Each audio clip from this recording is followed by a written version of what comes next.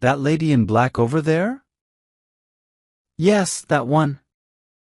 She's wearing dark clothes because her daughter passed away, and she feels very sad about it. Are you serious? How did her daughter die? It's a simple story, nothing bad or violent happened. What really happened then? Not much. Sometimes people think that good women are born to be good, and some who seem good are actually not. Madame Samoris, the lady in black, was born in a different way than her daughter, who was a good person. I don't quite get it. Let me explain. Madame Samoris is just a regular lady who came from somewhere far away. She showed up in a part of town where many adventurous people live and opened her home to anyone who wanted to come in. I went there. Why? I can't really say. People go to these places because the ladies are friendly and some men are not very honest. You know, there are people with fancy titles and decorations, pretending to be important, but they're not known at official places like embassies, except for those who might be spies. They talk a lot about their honor, boast about their ancestors, tell stories about their lives. Basically, they're show-offs, liars, and can be tricky like the fake cards they hide. They're like the fancy group of people in a certain type of place. I find them fascinating. They're interesting to observe, fun to know, and it's amusing to understand them. They're often clever, never boring like government workers. Their wives are usually pretty, with a hint of mischief, and there's a mystery about them, maybe spending some time in a place for correction.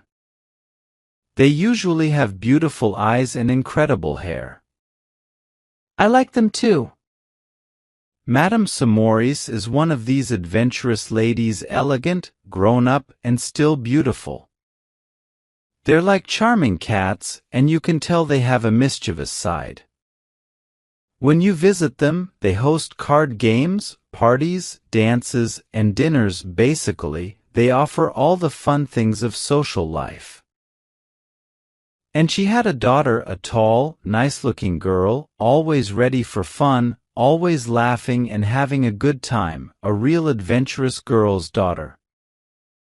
But at the same time she was innocent, simple, and didn't know anything about what was happening in her father's house.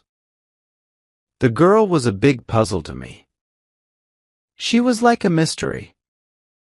She lived in that not-so-good place with a calm ease that could be very wrong or just because she didn't know any better.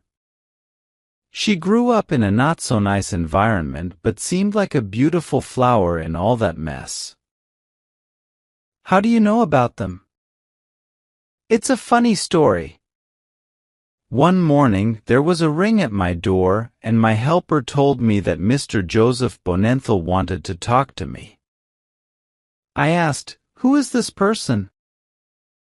My helper said, "I don't know, maybe someone looking for a job." And that's true. He wanted to work for me. I asked him where he had worked before, and he said, with the Countess Samoris. I said, "Oh, my place is nothing like hers." He replied, "I know that, sir. That's why I want to work for you. I've had enough of those people. You can stay with them for a little while, but not for long." I needed another helper at the time, so I hired him. A month later, Miss Yvette Samoris, daughter of Madame Samoris, passed away mysteriously. Here are the details I learned from Joseph, who heard them from his girlfriend, the Countess's maid. It was a night with a party, and two guests who had just arrived were talking behind a door. Miss Yvette, who had been dancing, leaned against the door to get some fresh air. They didn't see her coming, but she heard what they were saying. This is what they said. But who is the girl's father? A Russian, it seems, Count Ruvalov. He doesn't visit the mother anymore. And who is the prince today? The English prince by the window. Madame Samoris really likes him. But her liking for someone never lasts more than a month or 6 weeks. Still, you can see she has many admirers. They're all invited and almost all are chosen. It costs a lot, but well, what can you expect? And how did she get the name Samoris? From the only man she might have loved, a Jewish banker from Berlin named Samuel Morris. Got it. Thanks. Now that I know what kind of woman she is and have seen her, I'm leaving. This news was a big shock to a young girl who had all the qualities of a good person. Imagine the despair that filled her simple soul. Her joy, laughter, and happiness in life were all replaced by mental pain. A lot was happening in her young heart until the last guest left. Joseph couldn't tell me those things. However, on the same night, Yvette went into her mother's room as she was getting ready for bed, sent away the maid, and, standing tall and pale with wide eyes, she said, "Mom, listen to what I overheard during the party." And she repeated the conversation exactly as I told you. The Countess was so surprised that she didn't know what to say at first.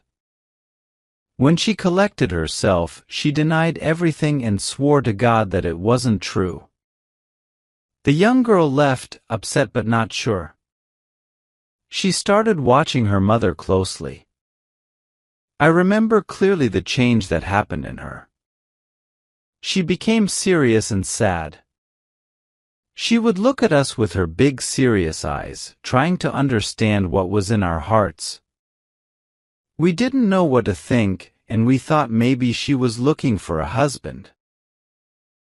One evening she heard her mother talking to her friend, and later she saw them together. Her doubts were confirmed. She felt really sad, and after telling her mother what she saw, she spoke firmly, like a person discussing a plan. "Here's what I decided, Mom. We'll both go to a small town or maybe to the countryside. We'll live quietly as best as we can. Your jewelry is like a treasure. If you want to marry a good man, that's great. It's even better if I can find one.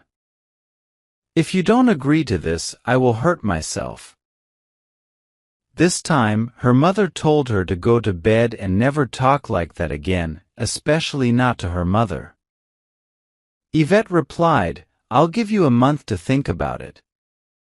If, at the end of that month, things haven't changed, I will hurt myself because there's no other honorable way out for me."